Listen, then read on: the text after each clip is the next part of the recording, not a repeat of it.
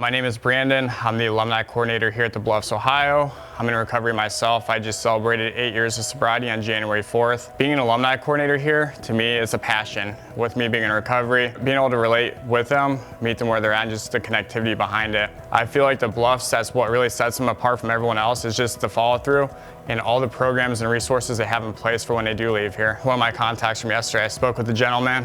He just recently discharged from here, and he's doing everything right. He's doing a deal, but he just encountered a situation with a family member who might be on his deathbed right now, and he's kind of fighting, not wanting to pick up as a result. And he did everything the correct way. He reached out to me and I got back to him, and I was able to help him work through that. Just kind of identify why not to drink. And at the end of that conversation, he told me, he's like, hey, thank you. He's like, I'm not gonna drink as a result of talking to you today. I've had a lot of people in my journey, in my recovery, help me along the way. A lot of people who never gave up on me, and a lot of people I can lean on. So being able to help them work through that guilt and the shame, being that I can relate, I've been to the same place multiple times in my journey in recovery, and just welcoming them back with open arms and just being there to help them and just kind of find that missing piece that they may not have picked up on last time they were here. When I'm reaching out to alumni, a lot of times I'm encountered with the question, well, I can't come because I'm gonna lose my job, work comes first. And a lot of times people prioritize their work over their sobriety. And in hindsight, I tell them, if you don't have your sobriety or your recovery, you're gonna lose your job at some point. A lot of times your job will be understanding, just communicate with them, let them know about your struggles. And a lot of times you'll find that support and that encouragement without knowing it was there the entire time. Throughout my recovery, I've lost every job when I was actively using,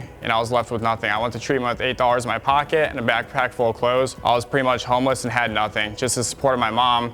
She was faced with that, that hard, balance and boundary of, enabling, but also not wanting to lose her son. She was really the encouragement to get me into treatment. And it took me a lot of times and attempts. I wasn't ready. I was doing it for the wrong reasons, for, doing it for people and not myself. But when I finally got to that gift of desperation, when I wanted this for myself, I remember telling her and she broke down crying. I looked at her and I thanked her and I went to treatment, and that was a little over 8 years ago. And our relationship is stronger and better than ever, and she's still there for me every day when I need her. Being an alumni coordinator here, I do reach out to a lot of family members. I do have a lot of conversations with them and just kind of relating my experience to kind of help give them support, and also let them know, like, this time while their family members, friends, or loved ones are in treatment, it's also a time to take care of yourself and work on yourself. So I know for myself, when I went to treatment, I put my mom through so much stress and trauma that I was told when I went to treatment, it wasn't for me, it was for her, so she could recover, so she could work on herself. One of the things I really stress when people leave here working with my active alumni is just having that sense of community, the engagement, and the fellowship. They come through here and I hear a lot about the peers and the community here.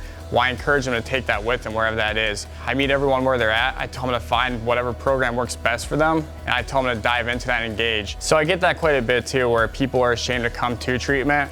That's where you just have to be honest, open-minded, and willing. The willingness is huge. For me, it took having a gift of desperation, basically leaving everything behind to go to treatment, but I promise you it's worth it. I'm living a life now that I could never imagine possible when I was in my active addiction. Throughout my active addiction, I had a lot of people, close friends, that lost their lives to this disease. A lot of them are in prison, and a lot of them just never gave themselves a chance. So if I could have took this more serious from the first day versus waiting years and I think 10 different treatments later, I would have given myself a chance right off the bat, just knowing where life led me to where I got that gift of desperation, and just actually listened.